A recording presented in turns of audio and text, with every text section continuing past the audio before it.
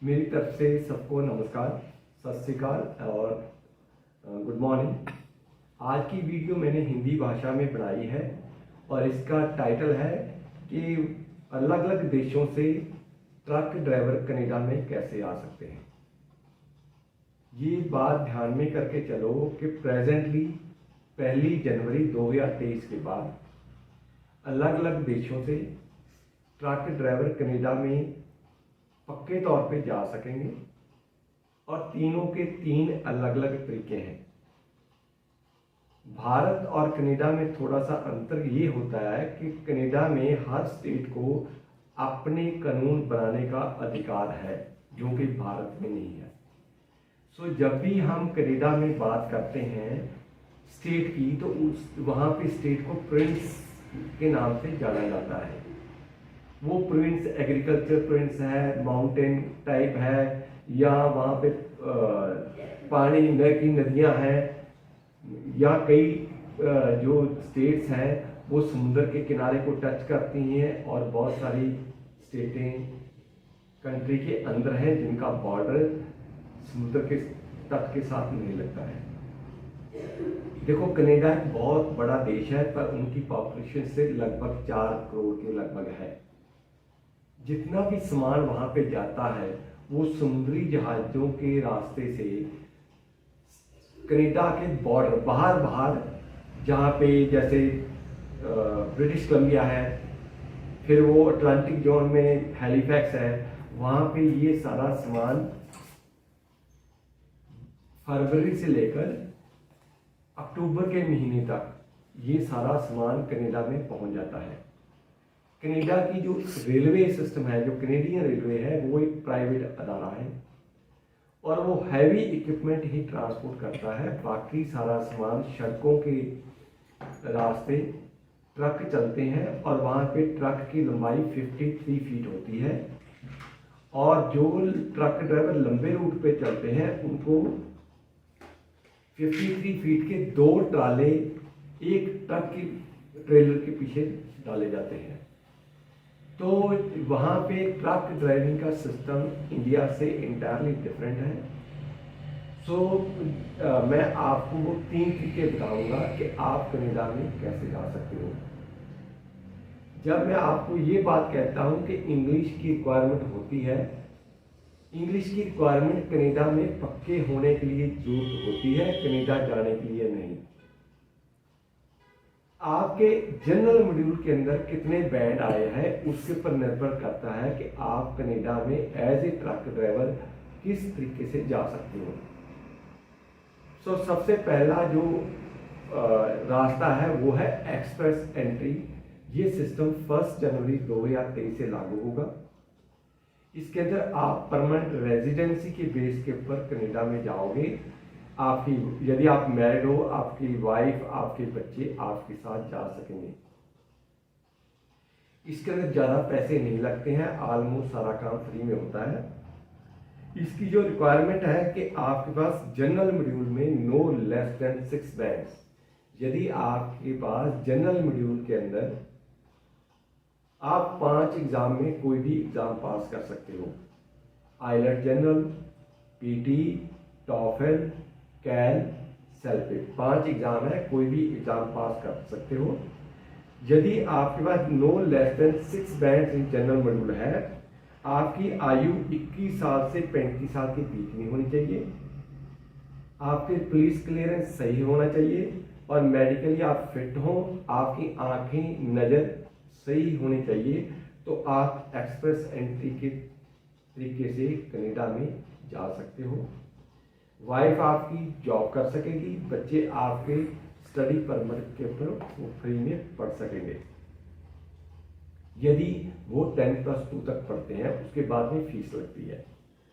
अब बात रहेगी सेकंड, यदि आपकी आयु आपके इंग्लिश में बैंड 5 से लेकर 6 तक रहेंगे, आपकी आयु 21 to 55 ईयर्स के बीच में है और आप किसी भी प्रोविंस में जाना चाहते हो। देखो, एक्सप्रेस एंट्री में क्या होता है कि आप कनाडा में कहीं भी जा सकते हो। जब प्रोविंस में की बात करते हो, जिस प्रोविंस में आप प्रोग्राम के अंतरिक्त जाओगे वहाँ कम से कम जब तक आप सिटीजन नहीं होते हो तब तक आपको वहाँ रहना जरूरी होता है। पहले तो मैं आपको 7 वो रास्ते बताता हूँ जिसके तरीके से आप पीएनपी प्रोग्राम में जा सकते हो।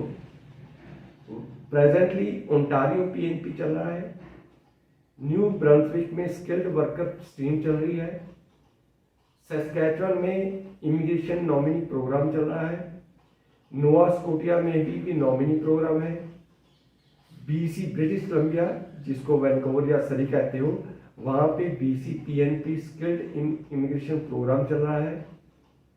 फिर यूकोन नॉमिनी प्रोग्राम है, पीईआई क्रिटिकल वर्कर स्ट्रीम भी चल रही है। आप ये 7 तरीकों के रास्ते से, यदि आपके इंग्लिश की बैग कम है, आयु ज़्यादा है, तो आप इन तरीकों से कनाडा में जा सकते हो।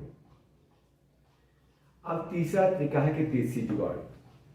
देखो, यदि आप विजिटर वीजे के ऊपर कनाडा पहुंच चुके हो या आपका कोई रिश्तेदार वहां पे रहता है और आपको, हमारे कनाडा में क्या होता है कि वहां पे ट्रक ड्राइविंग स्कूल होते हैं, उनके पास वही अधिकार होते हैं जो कि अक्सर अपने भारत से कनाडा में इंटरनेशनल स्टूडेंट्स पढ़ने के लिए जाते हैं। नहीं, वहाँ आप पढ़ाई नहीं करने जाते हो, पर आप वहाँ पे ड्राइविंग सीखने जाते हो। वो आपको लेटर ऑफ एक्सेप्टेंस इशू कर सकते हैं। आप उसके बेस के ऊपर आपको कनाडा में मिलेगा विजिटर वीज़ा, पर 6 महीने से कम होगा। आपको ट्रक की ड्राइविंग सीखनी अलाउड होती है। इसके ऊपर लगभग 10,000 कनेडियन डॉलर आपके खर्च आएंगे, 3 महीने आपको लगेंगे। और एटलीस्ट आपको, यदि आपने इंग्लिश का एग्ज़ाम पास नहीं किया तो इंग्लिश बोलनी आनी जरूरी है। यदि आपको इंग्लिश बोलना जानते हो तो वहाँ आप किसी गोरे की कंपनी में काम करोगे जहाँ पे आपको फ्री में वर्क परमिट मिलेगा और आपको अच्छी तनख्वाह मिलेगी।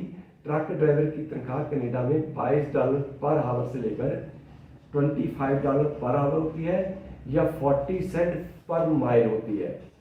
अमेरिका में ज़्यादा माइल्स में ट्रक चलते हैं, कनाडा में ज़्यादा किलोमीटर में चलते हैं।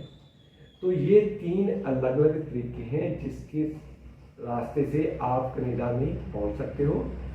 डेफिनेटली अब तक एक ट्रक ड्राइवर लगभग 5 लाख रुपये हर महीना कनाडा में कमाता था, पर जैसे अभी नया सिस्टम इनकॉर्पोरेट हुआ है कि इसके अंदर 18,000 ट्रक ड्राइवर की उनको ज़रूरत है और उन्होंने ट्रक ड्राइवर ले जाने हैं, तो तनख्वाह मेरे मुताबिक ये लगभग 3 लाख से 5 लाख रुपये महीना ही रह जाएगी।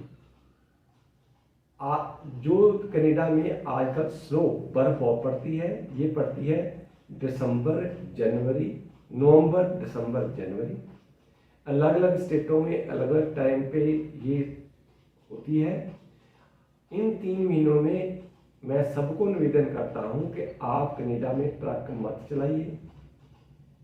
चलाना है तो शहर के अंदर चलाओ, क्योंकि वहाँ पे सड़कें मशीनरी से साफ की जाती हैं। जो बाहर का रास्ते हैं, हाईवेज हैं, उनको क्लीन नहीं किया जा सकता ड्यू टू नेचुरल क्लैमिटी। तो आप वो 3 महीने या तो इंडिया में सैर सपाटे के लिए चले जाओ या वहाँ पे लोकल शहर में आप काम करो।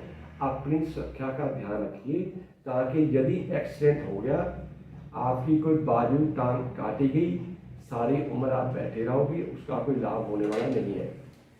इसके अलावा आपको कोई भी जानकारी चाहिए तो आप, हमारा कनेडियन इमिग्रेशन पटियाला में ऑफिस है, हर तरह की जानकारी फ्री में दी जाती है। आप फैमिली के साथ आकर हमारे अक्रॉस दी टेबल बात कर सकते हो। Monday to Friday 10 AM to 4 PM। वहाँ की फ़ोन नंबर है 9815101148 9882 95,000। Please stay connected with us. Thank you very much.